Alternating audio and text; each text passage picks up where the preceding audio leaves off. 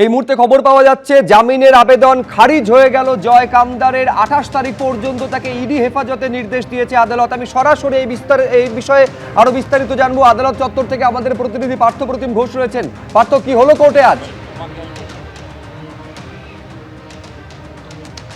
দেখো, ইতিমধ্যে জয় কামদারকে আজকে যখন আদালতে পেশ করা হয়, তার আইনজীবীরা তার জন্য জামিনের আবেদন করেন, কিন্তু সেই জামিনের আবেদন খারিজ হয়েছে এবং আগামী 28শে এপ্রিল পর্যন্ত তার ইডি কাস্টাডির নির্দেশ দিয়েছেন আদালত।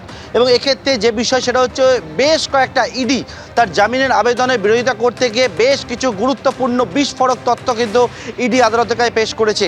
যার মধ্যে যেমনটা হচ্ছে, এর আগে 1 এপ্রিল যে রেড হয়েছিল এবং তার পরবর্তীকালে জয় কামদারের যে মোবাইল ফোন তারা বাজেয়াপ্ত করেছিল, অর্থাৎ ডিজিটাল ডিভাইস, সেখান থেকে একাধিক গুরুত্বপূর্ণ তথ্য তারা পেয়েছে। যার মধ্যে পাচ্ছেন সেটা হচ্ছে অনেক উচ্চ পদস্থ আধিকারিক অফিসার, সেই উচ্চ পদস্থ অফিসারদের সঙ্গে জয় কামদারের কিন্তু হোয়াটসঅ্যাপে নানা কথাবার্তা বলেছেন এবং সেই কথাবার্তা চ্যাট হিস্ট্রি তারা পেয়েছেন। এবং তাদের কিন্তু সেই চ্যাট হিস্ট্রি দেখে একাধিক জায়গায় সন্দেহ হয়েছে যে এরকম উচ্চ পদস্থ অফিসারদের সঙ্গে এই যে কথাবার্তা, সেই কথাবার্তার কারণ কি, সেইটা নিয়ে জয় কামদারের কাছ থেকে জানতে চাওয়া হয়। তিনি কিন্তু সদুত্তর দিতে পারেননি। ক্রস বর্ডার হাওয়ালা সঙ্গে জয় কামদার যুক্ত বলে ইডি মনে করছে।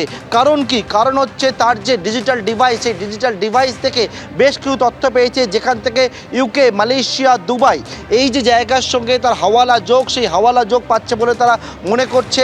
এবং সেক্ষেত্রে কিন্তু ফোনে বিভিন্ন গুরুত্বপূর্ণ বিষয় তারা পেয়েছে, অর্থাৎ দুবাইওয়ালা, এছাড়া দিরামের মতো যে ফরেন কারেন্সি, এই শব্দগুলো চ্যাটে তার পেয়েছে এবং ফরেন কারেন্সির বিভিন্ন ছবিও চ্যাটে পেয়েছে। এবং যার কিন্তু সদুত্তর একেবারে এই যে জয় কামদার তার কাছ থেকে পায়নি ইডি আধিকারিকরা।